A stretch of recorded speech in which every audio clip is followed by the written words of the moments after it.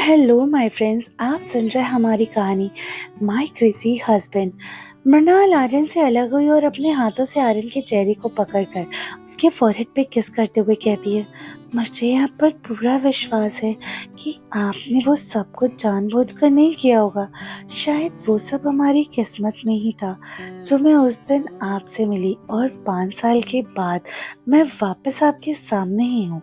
अभी भी तेज बारिश हो रही थी, लेकिन उन दोनों को इस चीज से कोई फर्क नहीं पड़ रहा था। वो दोनों अभी भी वो दोनों अब भी एक दूसरे को एकटक ऐसे ही आंखों में देख रहे थे और एक दूसरे की आंखों में डूबे हुए थे। सच में तुम्हें मुझ पर इतना विश्वास है? आर्यन ने मृणाल से पूछा।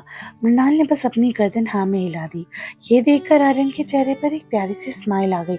इतने सालों से मुझे यही लगता था कि नेहा ने जिस आदमी को मेरे साथ वो सब करने के लिए हायर किया था, मैं उसी के साथ ही था उस रात उस होटल के रूम में। लेकिन अब मुझे पता चल चुका है कि वो नेहा और सुमित्रा का भेजा गया आदमी नहीं, बल्कि आप थे। तो मैं ये जानकर खुश हूँ, कम से कम जिस आदमी के साथ मैंने वो रात बिताई वो एक लॉयल और एक अच्छा इंसान है। मृणाल ने मुस्कुराते हुए कहा।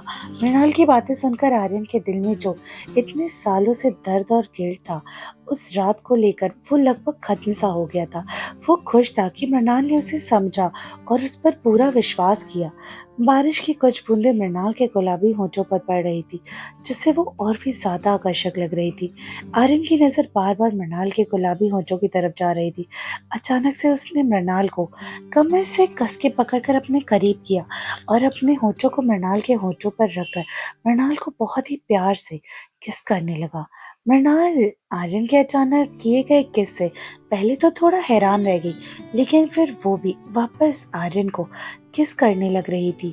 आज पहली बार था जब मृणाल आर्यन को किस का वापस जवाब दे रही थी। ये देखकर आर्यन बहुत खुश हो गया और वो भी और ज्यादा प्यार के साथ उसे किस करने लगा। आज बारिश में उन दोनों के प्यार को बयां कर रही थी। इस प्यार में भरी बारिश में दो प्यार करने वाले एक दूसरे की बाहों में थे और एक दूसरे के साथ थे।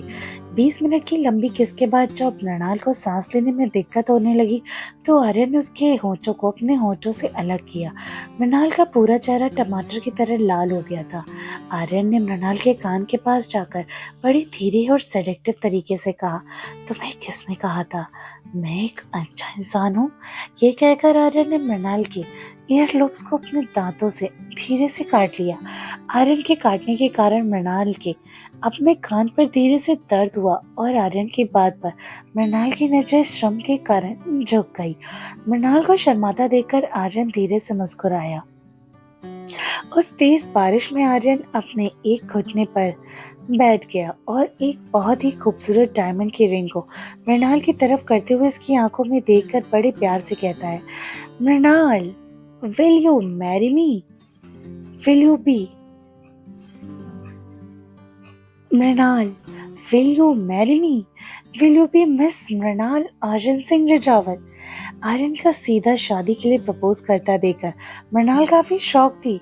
ये देखकर मृणाल की आंखों में आंसू आ गए। वो भी मृणाल से प्यार करती थी, सॉरी, वो भी आर्यन से प्यार करती थी और अब तो उसे 5 साल पहले की पूरी सच्चाई भी पता चल चुकी थी। उसने अपने हाथों को आर्यन की तरफ बढ़ा दिया और अपनी नम आंखों के साथ अपनी गर्दन हाँ में हिला दी। मृणाल के मुंह से शब्द नहीं निकल पा रहे थे। वो आर्यन को इस प्रपोजल को अपनी पूरी जिंदगी में कभी नहीं भूल पाएगी। आर्यन ने जब मृणाल की हाँ सुनी तो वो बहुत खुश हो गया। उसने मृणाल को रिंग फिंगर में रिंग पहनाई, एक खूबसूरत डायमंड की रिंग। मृणाल के हाथों को बड़े ही प्यार से उसने किस किया। आर्यन ने खड़े होकर मृणाल को हक कर लिया और मृणाल ने भी आर्यन को कसकर गले लगा लिया। ठंडी बारिश में वो दोनों एक दूसरे की गर्माहट को महसूस करके तभी मृणाल ने एक कस की छींक आई, जिसे सुनकर आर्यन मृणाल से थोड़ा दूर हुआ। अगर ऐसे ही बारिश में खड़े रहे तो तुम बीमार पड़ जाओगी, चलो मेरे साथ। ये कहकर आर्यन ने मृणाल के हाथ को पकड़ा और अपने साथ ले जाने लगा। आर्यन ने मृणाल को प्रपोज करने के लिए अपना एक फार्म हाउस चूज किया था। जो कि शहर के बाहर था। उसके आसपास खाली मैदान और पेड़ पौधे भी थे। तो कुछ कदम चलते ही मृणाल और आर्यन फार्म हाउस में पहुंच गए। फार्म हाउस के बाहर बहुत ही खूबसूरत सा गार्डन था। ग्रीन वाइट कलर के कॉम्बिनेशन का वो फार्म हाउस बहुत ही सुंदर लग रहा था। आर्यन ने डोर पर पासवर्ड डाला और डोर ओपन हो गया। आर्यन मृणाल को ऊपर बेडरूम में लेकर चला जाता है। वो वहाँ वॉशरूम में जल्दी से जाकर चेंज कर लो, वरना तुम्हारी तबीयत खराब हो जाएगी। आर्यन ने मृणाल की तरफ देखते हुए कहा, पर मेरे पास तो चेंज करने के लिए कपड़े ही नहीं है। मृणाल ने कहा। आर्यन बिना मृणाल की कुछ कहे क्लोजेट रूम में चला गया और वहां से एक कंफर्टेबल नाइट ड्रेस निकाल कर मृणाल के हाथों में दे देता है। मृणाल ने जब ड्रेस को देखा तो उसने आर्यन को घूर कर देखा। ये लड़कियों के कपड़े आपके पास कैसे? मृणाल की बात सुनकर आर्यन ने मुस्कुराते हुए कहा, मैंने आज ही ये कपड़े मंगवाए थे तुम्हारे लिए। आपको कैसे पता मैं हाँ ही बोलूंगी? अगर मैं ना बोलती तो? मृणाल ने कंफ्यूजन से पूछा। मुझे पता था कि तुम हाँ ही बोलोगी। वो तो बस कुछ ऐसे अतीत की चीजें थी जो तुम्हें मुझे अब तक हाँ बोलने के लिए रोक रही थी। ये बात मुझे पहले ही पता लग चुकी थी। अब जाओ जल्दी चेंज कर लो, मैं भी दूसरे रूम में बात लेकर आता हूँ। आर्यन ने मृणाल के गाल पर हाथ रखते हुए कहा। उसकी बात मृणाल वॉशरूम के अंदर चली गई और आर्यन दूसरे रूम में नहाने के लिए चला गया। तो फ्रेंड्स, आई होप आपको हमारी स्टोरी का ये पार्ट पसंद आया हो। मिलते हैं कहानी के अगले एपिसोड में बहुत जल्द। बाय।